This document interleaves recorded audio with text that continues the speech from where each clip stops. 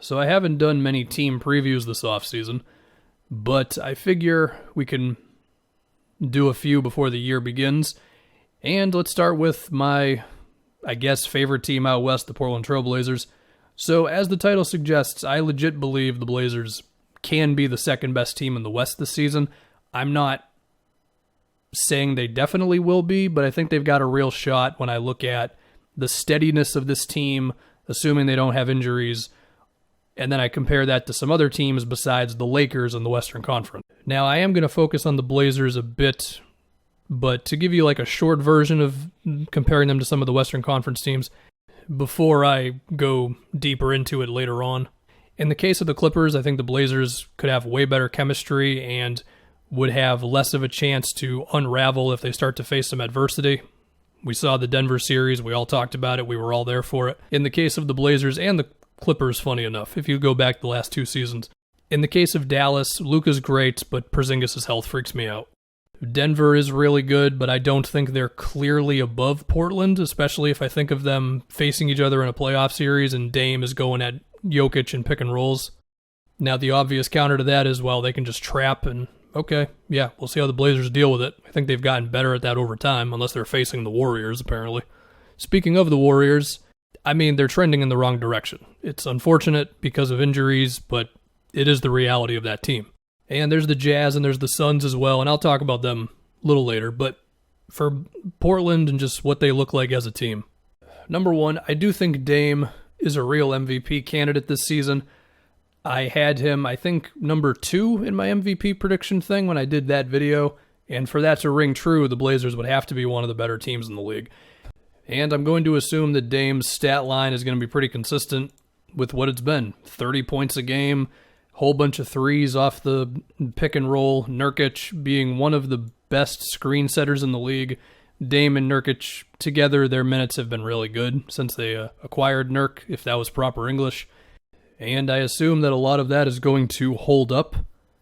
As far as the Blazers' offense, Dame, CJ, and Nurkic, or hell, not even Nurkic, because last season they didn't have him and they were still third in offensive rating. So Dame and CJ together probably makes this team immediately one of the 6 or 7 best offenses in the league.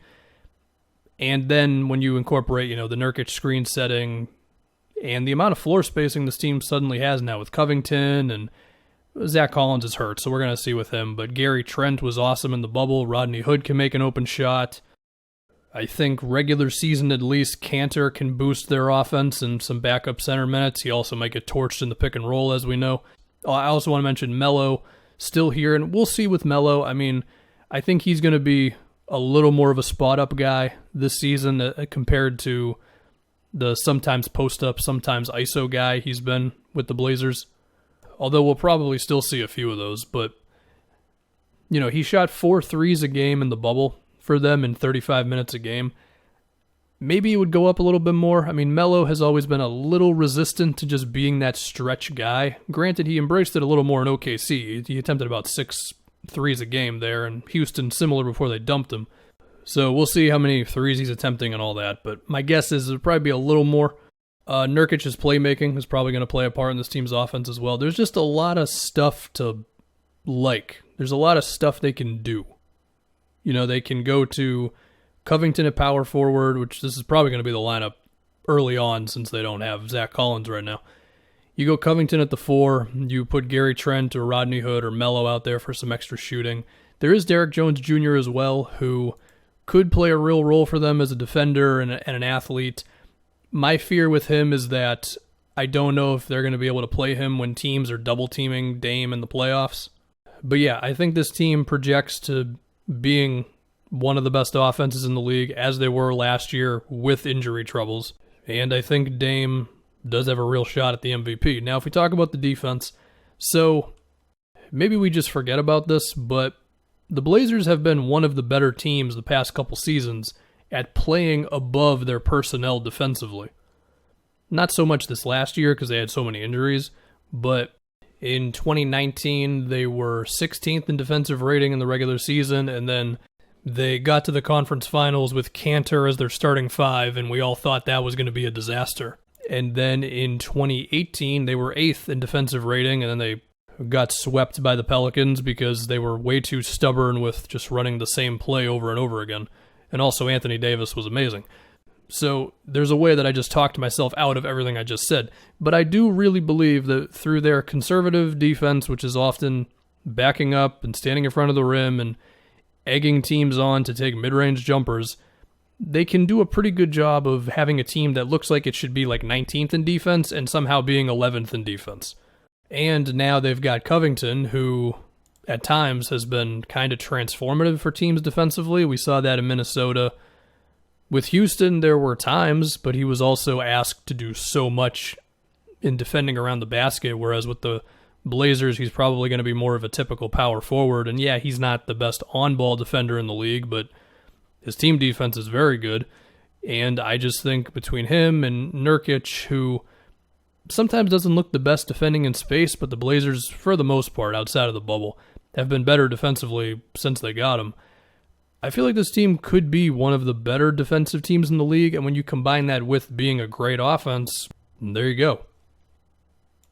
There's other small questions as well before I start comparing them to other Western Conference teams.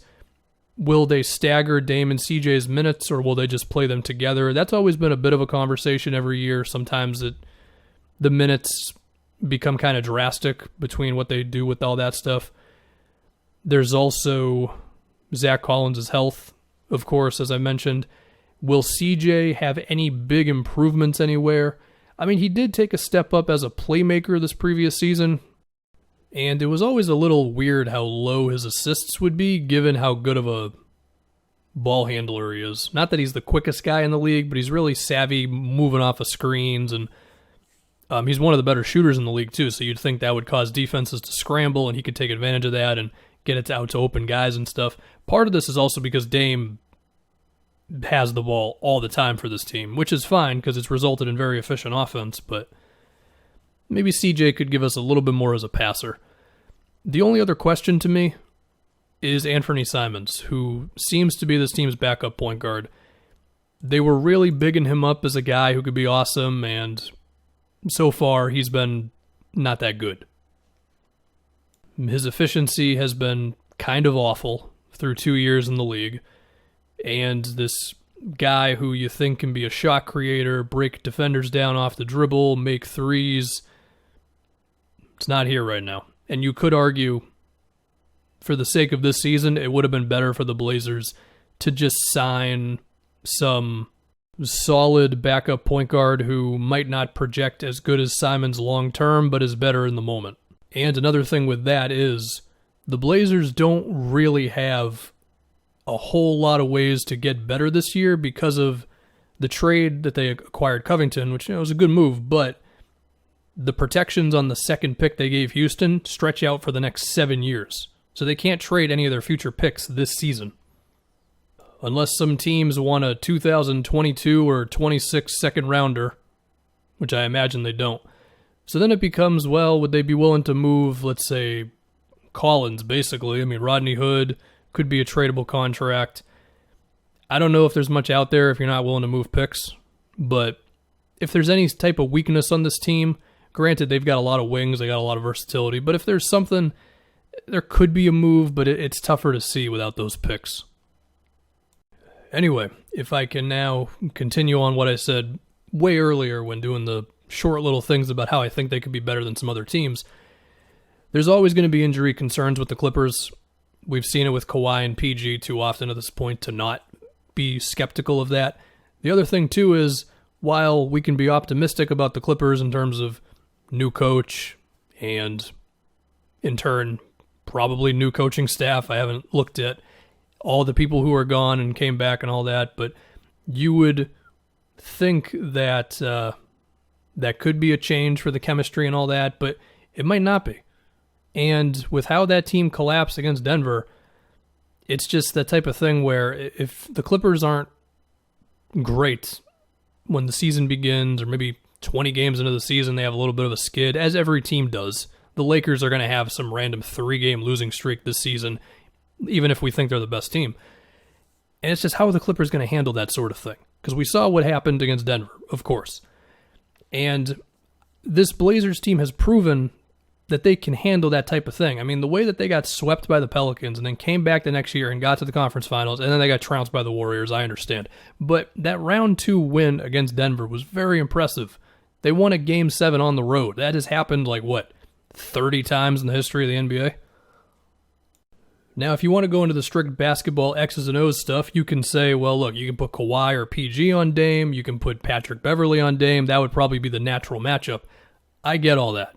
We were saying the same things against the Nuggets, and we know what happened, so there's that. If I can think about Denver, I mean, the Nuggets are right there. Again, I'm not saying I think the Blazers are definitely the second best team, but when I just pair them up with the Nuggets, and I just picture them playing against each other in a 7-game series, I think, yeah, Portland can win that. I mean, I could picture Dame and CJ being way too difficult for Denver to deal with. Even, Gary Harris, good defender. They lost Jeremy Grant, and we assume Michael Porter Jr. is going to be taking a lot of those minutes. And you had to get MPJ in there, but it's also that could be kind of devastating defensively for them. And they were already sort of rocky defensively last year anyway. I mean, they ended up 16th in defensive rating, and, they got to Game 5 against the Lakers, but there were times when their defense looked really bad. I mean, there were moments in that Jazz series where it was oh my goodness, what is happening to this Denver Nuggets team that apparently has players trying to defend? And I'm not assuming that doesn't pop up again, especially when you got Damian Lillard chucking 35-footers. To think about other teams in the West, Dallas, I just don't trust Porzingis. It's pretty much it. Luka is great, but I just don't think Porzingis can get through a healthy season. I think I've been pretty consistent with that one. I think that's going to hold the Mavericks down. Houston, I mean, if Harden decides he's all in tomorrow, then that becomes a real team, but I don't think that's going to happen. I think we all agree on that one. The Jazz should be very solid. I also don't trust Rudy Gobert to defend CJ and Dame in a playoff series. It's just going to be pull-up jumpers all day. And if you force him to switch, then, well, now Gobert's not in the paint, so you just solved the Utah Jazz. If I look at Phoenix, I mean, the Suns could be a real team this year. The Chris Paul pickup is huge, but for one, CP, still a health scare. I know he was healthy last year, but we can't ignore that the guy usually misses his handful of games and could miss some playoff games.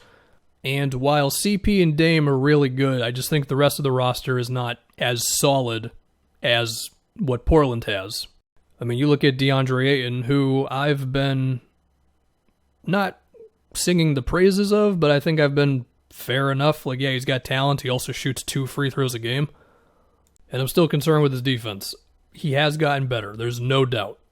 But you got to be pretty all right defensively as a center in the NBA nowadays. It's just how it is. And again, if the Blazers meet the Suns in the playoffs, we can talk about DeAndre Ayton getting better defensively all he wants to. Now he's got to step up on Dame on screens. And, I mean, you can trap. That's usually the way to go with it. But I think besides the Lakers, I don't know if there's a team in the West who I definitely believe, if they start trapping Dame, can just lock up everything the Blazers do. I mean, the Clippers have the talent for it, but are they going to have the communication? Are they going to have the rotations down? Are they going to be able to yell at each other if things aren't going right? I mean, we remember the way the Lakers saw what Houston did to them in Game 1, and then Game 2, they're sprinting out to shooters, they're trapping James Harden, and then they perfected it by Game 3 or 4, whichever one it was. Are the Clippers capable of that? They should be, but, And I just think, once again, in the case of the Clippers, I think the Blazers' togetherness can overcome the fact that the Clippers can unravel. And when I put all that together, I just think, yeah, these guys can be the second best team in the West.